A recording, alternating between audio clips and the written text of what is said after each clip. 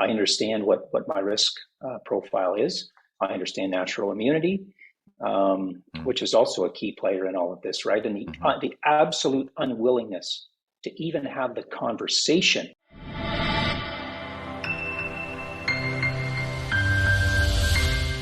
So let's just get right into this.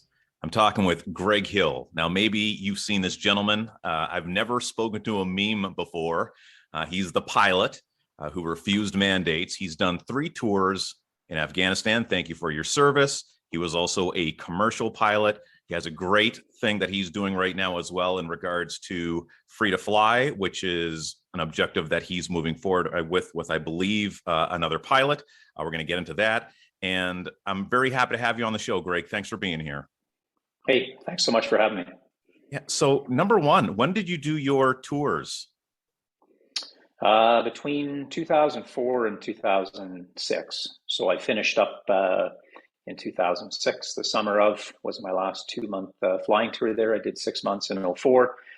A mini stint, I think, in 2005, later on in 2005. And then I finished up, literally came back from my last deployment, packed up my my boxes and went off to the airline. Yeah, the airline, phenomenal job, but I mean, I enjoyed my time in the military. Certainly my tours in Afghanistan were the most rewarding experience of my career, for sure. Mm-hmm. So I spent 4 years in Petawawa, Ontario. So Oh, okay. I understand how important the military is to this country. And I mean, I was, ground zero seeing it happen during, the war efforts as well. So again, I do want to say thank you for that. And I was really surprised when I mentioned that you were going to be on this show. And it was not that long after Remembrance Day. And some of the backlash that I got from the words that were on your meme, I mean, I was shocked. Number one, just you being a veteran. Number two, you hadn't even had the opportunity to open your mouth and speak for yourself. How did that meme come to be? Well, it was something that I certainly thought about for a long time and wrestled with. I always joke and say that my goal in life, really, at least as far as my career, was I hope to, hit the ripe old age of 60, 65, retire, and have everybody say, Greg Hill, I've never heard of him, right? You're the gray man that walked out the door and nobody really, you did your job safely and effectively, and the people you work with respected you, but that was it, right? So it was fairly reluctant, but it was, I guess you could call it a cost-benefit analysis. Where's our nation going? Where do I see the cause of freedom going? And really, if you look at free to fly itself, we started with a very small group of pilots. Matt and myself are directing it. He's the other gentleman that you alluded to. And the goal of it was, we watched where things were going fairly early on. I remember sitting there and thinking, I can see that a vaccine mandate is coming, and I have some concerns with this. And we're going to be on the pointy end of that because we're international travelers just by nature of what we do. So we started with a fairly small group of pilots, and part of what we wanted to do was use our voice as essentially an archetype. Pilots are typically looked at as people that are invested very deeply with safety. Our whole job is really risk mitigation. You want to make sure your aircraft is safe and flyable. Your whole goal is the safety of all those people that are sitting behind you. So when it came to whatever that was last month, our large battle really with where we're going or not going in terms of freedom is the mainstream narrative. So we look at social media. I'm not a fan of social media. We're on there kind of shake hands with the devil, I guess, is a phrase some people use. So we're using it, but I'm trying to be fairly realistic. And 95% plus of what we do on social media is really reinforcing bias. And when I say bias, I mean the opinions that I share. And really what needs to happen is impacting that middle ground of the population that I think they just want to get back to quote unquote normal. One more booster, maybe I'll take one more booster. I just want to get back to normal. So we're trying to get them to think. And we have noticed that, you look at Corporal Daniel Bulford, the RCMP guy who spoke out, had an impact, I think, on the broader narrative. So part of it was to say, I'm willing to take some risk in terms of my own reputation, because I understand this issue is highly polarizing. So the backlash that you talk about was expected, but it was meant to say that as somebody whose job obsesses about safety, you ask the spouse of a pilot how pleasant it is to live with somebody who's always looking for something to go wrong. We wanted to seize on that. And I think courage begets courage. And what we want to do is to get people to stand up, because there's a lot of opinion that happens on social media. And again, I said I don't particularly like social media. And part of the reason I don't is because it almost outsources our responsibility as citizens of a nation to take courageous action. Posting a tweet, posting a picture, or something that behind which you can remain anonymous is fairly simple, and it doesn't, in my opinion, make a great difference. But when you're willing to stand up and say, I, with a name and a face, have an opinion on this, and I feel strongly about it enough that I walked away from an incredibly good career. So that was the intent behind it, was to really, I was hopeful that others would also say, hey, I can do this. I'm willing to put my face and my name out there. So why? Why bother going through all of this? Why the strong stance on the mandates? Why did you not want to take part? What was the strong part of it for you? Was it the fact that, you do have a military background to where, you're fighting for freedom and that whole deal, and now here you're faced with a situation that you never thought you would ever have to maybe face in your very own country? No, absolutely. I think the military background certainly helped inform that. I grew up in a military family as well. My father was an Army guy. He actually jumped out of the airplanes that I flew many years ago. It was an airborne type, and so that helped. Over the years, we grew up in Europe for a season, so I would see and I would hear as a child. We'd go to Holland, and these old men and women would thank my family for what we did for their country. Right? You saw the cost that was borne. We talked a little bit about Afghanistan, and I look at what happened over there. I was flying with a young guy just before I ended up out of work. And he had a good grasp of history, and it was when the final troops were pulling out of Afghanistan, and we ended up speaking about it a bit. And I actually wasn't quite up to speed on what was happening in terms of the images that were coming out of there. And I tell this story just because I think it's a powerful statement to the price of freedom. And you looked at Afghanis clinging to the undercarriage of a C-17 leaving Bagram, I think, and plummeting to their death. Mm-hmm. Horrible scenes. But what that tells you is they knew from experience what happens when freedom is gone.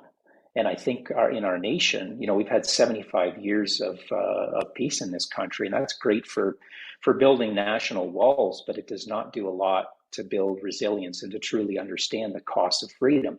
It's that old phrase of smooth seas don't build skilled sailors. I think from our national perspective, we don't fully appreciate what we're giving up. So to your question, that's why it was that important to me. I guess one phrase I use that distills it into a single statement is differential risk analysis. That's why. That's why my reticence. To use a flying metaphor, at the airline, I was doing a lot of the shorter type stuff, narrow body flying. So we go to one city, we'd come back, and frequently we'd be running a little bit behind. I always said I didn't rush because I'm not smart enough to rush anything, and the airline doesn't want us rushing things. So I say it's like running late for your flight to New York or something. You get in late from Ottawa, and you run a little bit behind. And you could actually assign a statistical number as to the odds of that airplane, the airline gave you being not flyable. Very, very low, 0.0002% maybe. But if I showed up by aircraft heading off to New York with 150 passengers, and I decided in order to salvage on-time performance, I was going to skip my walk around, I wasn't going to read the aircraft manual. We'll push a few buttons as we taxi out. We won't brief. We'll get airborne because the odds are probably pretty low. I probably wouldn't be flying anymore. And yet with these injections, it's the equivalent, in terms of drawing a metaphor between the two, the difference with the two, which is actually very troubling, is in terms of the long-term safety concerns and the long-term, even the efficacy. Nobody really knows the number for sure. And I know because I've asked doctors, I've talked to scientists, and in terms of the long-term harms, nobody can really tell. But my airline expected me to do that with my own body, right? Right. So, if I can just jump in there, here's a question that I'm going to ask because I got it a lot when I made the post about you coming on the podcast. Now, you can correct me, I'm not sure, but I believe when you're in the military is that you are subject to a number of vaccinations. Are these vaccinations that you can say yes or no to? So I understand why you're not so big on this one in regards to the mandates and some of the information that you've come across, but just in regards to answering that question for that person wanting to label you as being an anti-vaxxer. Yeah, no, I familiar with that question, and I guess the short answer would be apples and oranges. We're talking, for sure. I remember sitting in the MIR with my little yellow book, for those that want to bring up the yellow book. But we're talking, if you want to talk about something like polio or measles or hepatitis B. I mean, if you look at polio, for instance, it started somewhere around 1962. It was the first, I believe, vaccine that rolled out as far as polio, but the development started in the early 1900s. Measles, the same, it was around 1954. The first vaccination, I think, was in 1963 or 1964. So we're talking sterilizing versus non-sterilizing vaccines. This is not, it's the equivalence is simply not there. You've got a proper long-term study that shows both the efficacy as well as any potential side effects, right? And again, differential risk analysis. I understand what my risk profile is. I understand natural immunity, which is also a key player in all of this, right? And the absolute unwillingness to even have the conversation about natural immunity. I mean, this is the part where I do get fairly frustrated. When you talk about scientific method, for instance, right? It's a fairly robust and standardized course of action when you're talking about the scientific method. And the first thing you do is you ask questions. Mm-hmm. And somewhere along the way, we went from there are no stupid questions to there will be no questions. And God forbid you ask the wrong ones. That's probably the point where I started thinking something's amiss here, right? If we as a society cannot ask the good questions, then what? Mm-hmm. Well, it's interesting being in the military to where you're used to taking orders. It's not necessarily a dictatorship, but people tell you what to do all the time, and you are supposed to follow orders. And here we are right now in what's supposed to be a free country where people didn't sign up for these mandates. They didn't sign up for this tour, and they're being told what to do. And for whatever reason, and this is where I find it a little bit disturbing, is to where people truly believe that choice is being given here.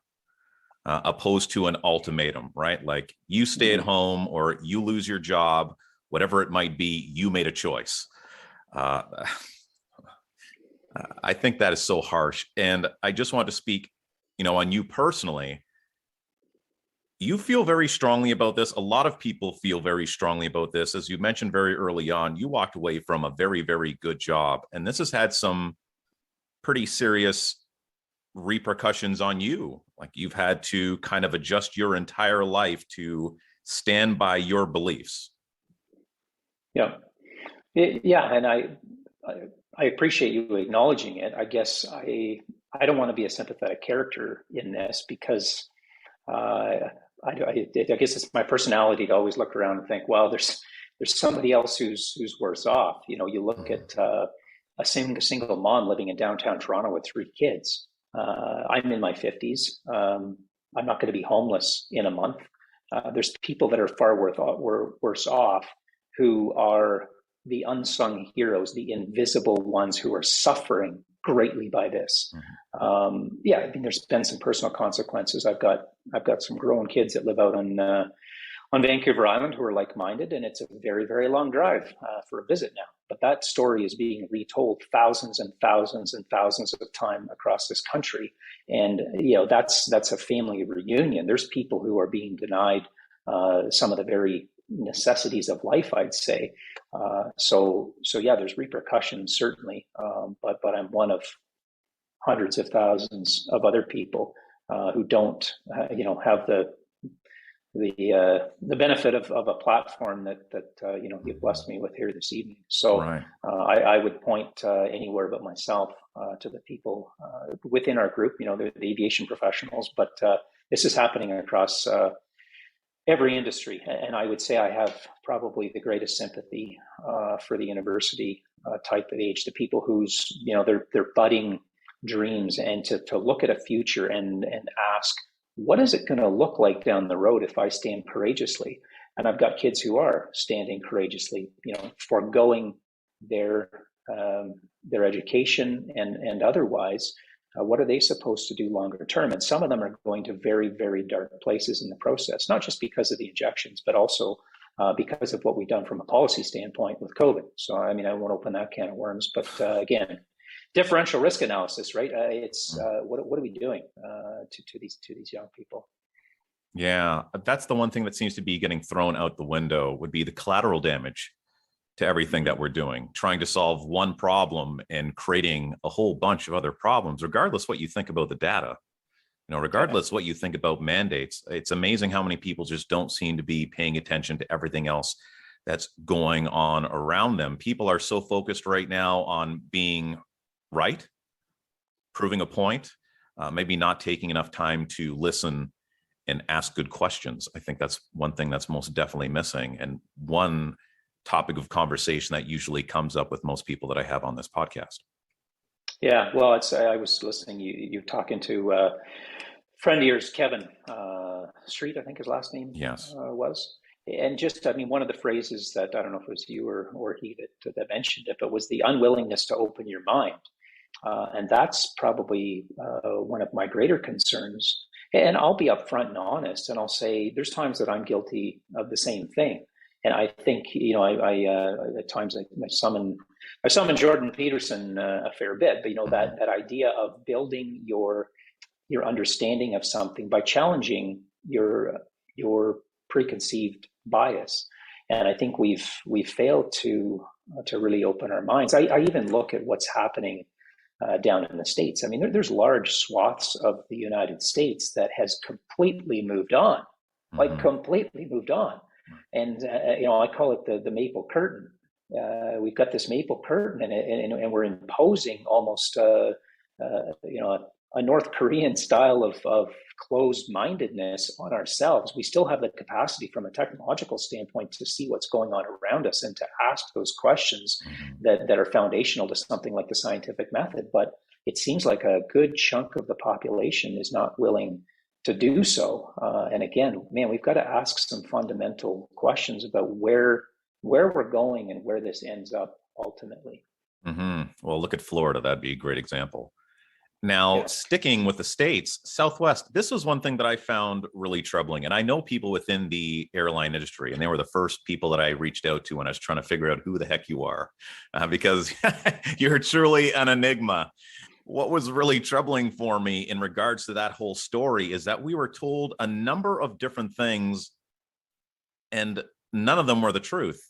We were told that it was a weather thing. We were told that it was a scheduling thing. We were told that people were just sick. We were told that the computers went down. And this went on for the better chunk of a week. And at the end of the day, we found out that it was just a sick off where people decided that they didn't want to go into work because they didn't want to follow through with the enforced mandates. And a lot of them were talking about the health risks in regards to being at higher elevations. And I'm really shocked with that. I would think the suppression of information You're is shocked by that? what really does it for me. Well, I don't know how I'm still shocked, but it always. I said you came out of radio, right? So. And the fact that they suppress information to where I think if anyone were to come out and say, as a pilot, and cite the things that I just reinforced in regards to just not wanting to do it for health reasons, that makes sense. That wouldn't make the agenda look any more sour. So when we know that we can't get the full truth from the mainstream media at times, it's very difficult for people to navigate. Well, yeah, for sure. We're connected with the U.S. Freedom Flyers, who are behind a lot of the activity in the States. They're kind of our parallel south of the border. So we checked in with them as well, just to ask what was going on and what they understood. And they weren't directly related to it. That was something that happened specifically at Southwest. And I won't pretend to understand intimately what did happen at Southwest because I wasn't there. But my understanding is, yeah, for the most part, it was a sick off. And demographically, I'm not sure. Again, this is secondhand, so I don't want to be throwing things around that are not nailed down. But I think a lot of the Southwest pilot population has a background in the military. Perhaps that gave them a better understanding of some concern with where this was going. But I think more broadly, the States is in a very different place right now as well. And that goes back to history. And I think a lot of where we're at is a failure to understand history, to look at the parallels of what's happened, whether it's Maoist China, Stalinist Russia, or choose your moment in history where things went very, very poorly because of incremental or not so incremental change. But you look at the States. I think their history in terms of the founding of their nation, out of revolution versus loyalty, which is the Canadian background. I think that does inform perhaps how we are acting. We're compliant, and people think, why are we so compliant? I think some of it is, whether you want to call it DNA, some of it's in our history. But I do think perhaps the American population understands a little bit more, or they certainly grip their freedom with a little bit more tenacity than we do. And their constitution is also a little less riddled with holes than our own. So, And how many people do you think right now are still flying, from your estimation, from the conversations that you had with your friends and people that are in similar situations, are still in the air that really don't want to be? People that went along with mandates that really didn't want to, but had no other choice but to follow through to be able to provide for their family or for themselves? There's a lot. And I had a very heated conversation with somebody from the company only a couple of weeks ago, who was ostensibly expressing their sympathy for my lack of employment. And I thanked them very much for their concern, told them I was doing just fine, but suggested they should be gravely concerned with the hundreds of pilots that are flying around aircraft right now who put something in their body that they did not want to because they didn't have a choice from a financial standpoint. And what's behind this, I would say, is evil to its core, because it's attacking people at the very center of their being. Their passion and their love for the people and their families. And there's people who genuinely are in a place financially where they don't see any other way out. And it's a fairly radical shift in your life to pack up, sell your home, move, uproot your kids from their social circles, your wife from her husband from their job, etc. So there is a good chunk of people, and I talk to them from time to time, and there's people that are not doing great from a mental health standpoint because they were forced down a road. And again, I'm saying that in terms of employees across this nation that are really wrestling. I was talking on the phone with somebody not long ago who would just wanted to kind of talk about where they're at. They're still flying, and he started yelling. And I thought he was yelling at his kids in the background. He was yelling because he was so enraged at the place he's been put in and the fact that they're starting to allude to boosters, along with other things now. So I mean, that's where people are at. I'm still in shock. I'll bring up one other thing, because you mentioned somewhere along the way the vascular concerns, and I can't remember exactly what your question was, but again, I don't want to go deeply into the quote unquote science, because science, I forget who said it. I think it might have been Bruce Pardy, the columnist. Actually, it wasn't Bruce, but they said science has become a plastic word. It's almost lost its meaning, right? Mm-hmm. But along the way, we did try to really point to genuine concerns, to make it not an emotional conversation. So we actually got a document, I think it was 16 or 18 pages, from the Canadian COVID Care Alliance. I'm not sure if you're familiar with them, but they are doing phenomenal work. They've got now 500 scientists and doctors that are producing really, really solid, credible, well-sourced, peer-reviewed, or the sourcing is peer-reviewed. We got them to put together a document that expressed from a scientific standpoint, because we understand the limits of our expertise as pilots. We fly airplanes quite well, but when it comes to some other things, we're not that great at it. So they put together a document that expressed very clearly they actually said, of all the professions nationally, those who are sitting at altitude on their rears for long periods of time, they had really serious concerns, probably for our profession more than most. And they put that document together. We did hand it off to our union, and then it was handed off at a later date to the airline themselves. And a response from both the union and the airline was absolutely nothing. Silence. Right. That should concern everybody. Yeah, and if people weren't asking questions before that, even, at the very least, provide a counter argument. But to say absolutely nothing from people whose jobs it is to be deeply invested and understand this stuff intimately, it's right. Especially when you're responsible for human cargo. Mm-hmm. You would think they would have an invested interest into at least responding to, that one obviously gets your goat right there. I can almost see it in your body language. It's I guess it would be upsetting. I mean, because obviously you care very much about what you do. Pilots in general want to make sure that they're getting people to their families safely each and every day.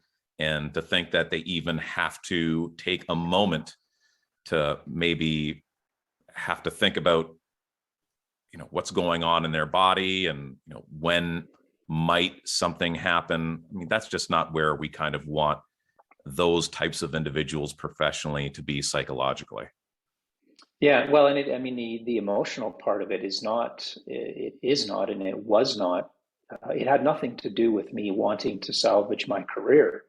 The emotional aspect to it is part of it's shock, but part of it is probably more horror at where we've gotten to as a society, that we won't even allow conversations over things that are, as you pointed out, possibly life-altering or otherwise. That's the part where I get somewhat emotional, as I think, man, we've got to look at where history has been, not that far. I'm saying go back not more than 200 years and look at where this ends up in a very, very dark place. And part of it, I think, is the fact that we almost can't believe where we're at, right? If you were to go back to 2019 in January and visit your former self and tell them what was coming in 2022, you'd be carted off to the loony bin, right? Mm-hmm. And so part of it is a shock at where we're at. But I think it's also the fact that, Alexander Solzhenitsyn, who speaks very, very eloquently and at some length to some of these dark places that society can end up, talks about it. And he talks about an arrest because they were rounding up people and carting them off to the gulag. And the fact that at what power do you resist? An arrest is a series of seemingly incidental irrelevancies. And I feel like that's where society is at now. There's all these things that keep happening. It's like, oh, okay, we're going to limit stores to 50%, or we're going to slap a curfew on from 10 p.m. to 5 a.m. Well, it's just one more incidental irrelevancy, right? We're going to get through this. They're not going to pile up to the point where it really gets that bad.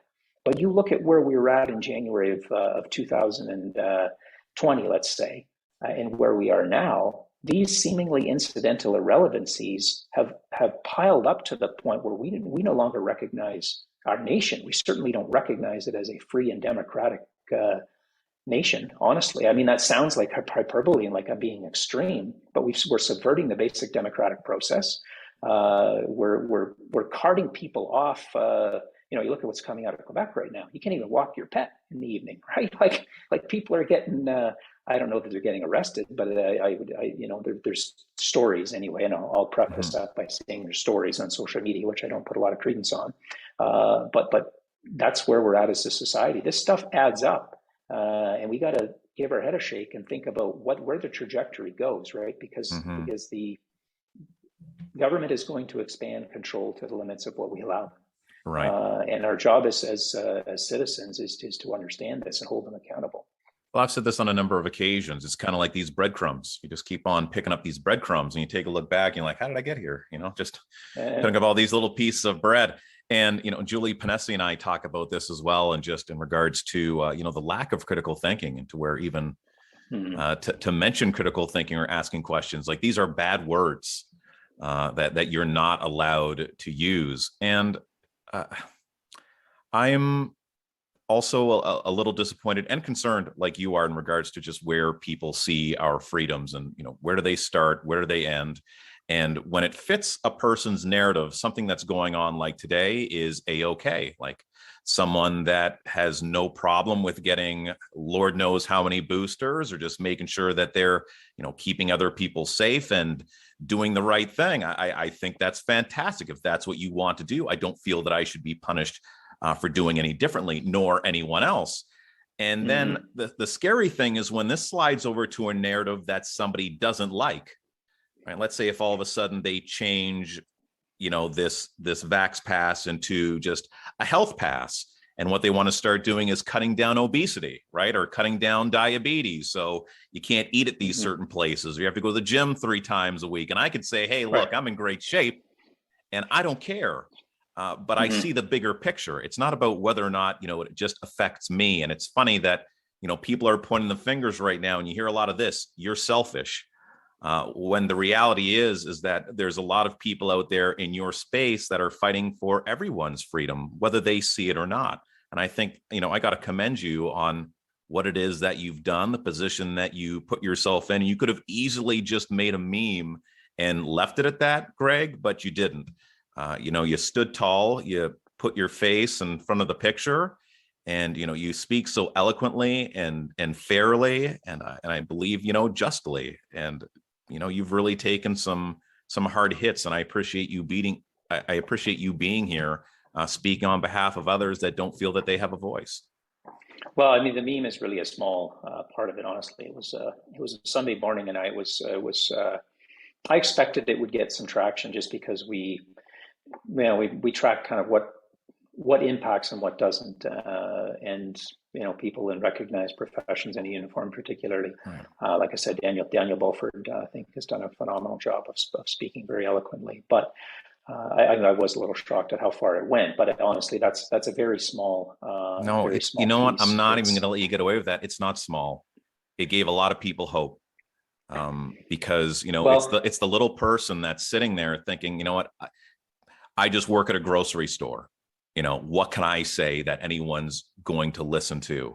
And then, you know, they can latch onto this, that there's someone, you know, that an influencer, someone that they consider to be reputable, and, you know, you speak for them. And I'll tell you firsthand, you know, it matters. And I know you believe it plays a small role, and that's okay. In your reality, it can play the smallest role as you want it to, but it really did speak volumes for people that didn't have that voice.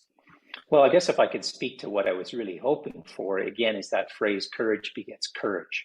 And I think history proves that. And there's a misconception that in order to turn ourselves around from this dark trajectory we're on, that we need to get to 51 to 55% of the population in order to turn it around. I don't believe that. I believe, you know, 15, 20, but I don't even want to throw a number out, because I do think it's a polarizing situation, as we talked about. There's a small portion on one end that you'll never convince, and a small portion on the other. And then there's 50, 60% in the middle that, for the love of God, I just want to get back to normal, and I'll do whatever it takes. I just want to go along with the people that seem like they're the winning team, essentially, right? And so part of what was really behind that was to say, was to call the rest of those with an ability to speak. And I admire many people in this nation who have stood up and spoken courageously. You mentioned Julie, you mentioned Byron Bridle. There's many others out there who have taken far graver hits than myself. But if I could speak even to your audience directly and say, if you have any opportunity to give a voice to this, you need to. For the future of our children and our grandchildren, it matters that much. And it doesn't mean that you have to impact 1,000 or 10,000 people. This is a one-by-one battle, and it can be discouraging because it feels glacial. But I've seen changes, and the greatest changes happen again, as I said previously, within those relationships where you've got currency, where people care about you and you care about them, and you're respectful. You don't beat them over the head with endless BitChute videos. You talk to them, you ask questions. That's the impact we need to have. But if there are those out there who are in a position of prominence, and you're sitting back, holding on to the good things that you have, I would say you have a responsibility. And I think part of where we're going as a nation is because we fail to understand that with freedom, there also comes some responsibility and some accountability for where we ultimately end up. And I think if you're in a position where you have a pretty darn good life, but you believe strongly about where we're going as a nation, you need to stand up and you need to speak up because we're all counting on you to do so. That's well said. Like Julie Ponesse also put, democracy is a job. We all have a job to do, right? It's something that we just kind of sat on for quite some time, and we haven't put a lot of energy into it. And now that it's being challenged, now is the time for that silent majority to speak up and have their say, and get a little bit of Greg Hill in them. Well, it's that quote of liberty is not the power of doing what we like, but the right to do what we ought. And I think that speaks to the responsibility that we all have to seize our destiny. And it's a stressful time. And a lot of people, they kind of go on autopilot and want other people to seize the reins. And that's not working so well. We need to all really do our part. So. All right. Well, Greg, thank you so much for your time. It's really amazing to talk to you. It's the first time that seriously, I've kind of just seen something flying around, and I did so much research on trying to find out more about who you were. And I honestly thought, because I get sent so much stuff, and that's one thing, please, guys, if you're going to send me anything, verify the information. There's so many people sending out crazy things. So I honestly didn't believe you were real. So to be sitting you got to get a crazy guy on your screen now, right? So. Yeah, I can call you anytime I want. So Greg, thank you very much for being right here on the Launchpad podcast. If you like the interview, please give it a like, subscribe, always appreciated. But more than anything, give it a share, because it's the easiest way to help Greg's message get out there and be heard. And that's what we need right now, are people going out there and being heard. You take care, be well, and love simply because you can.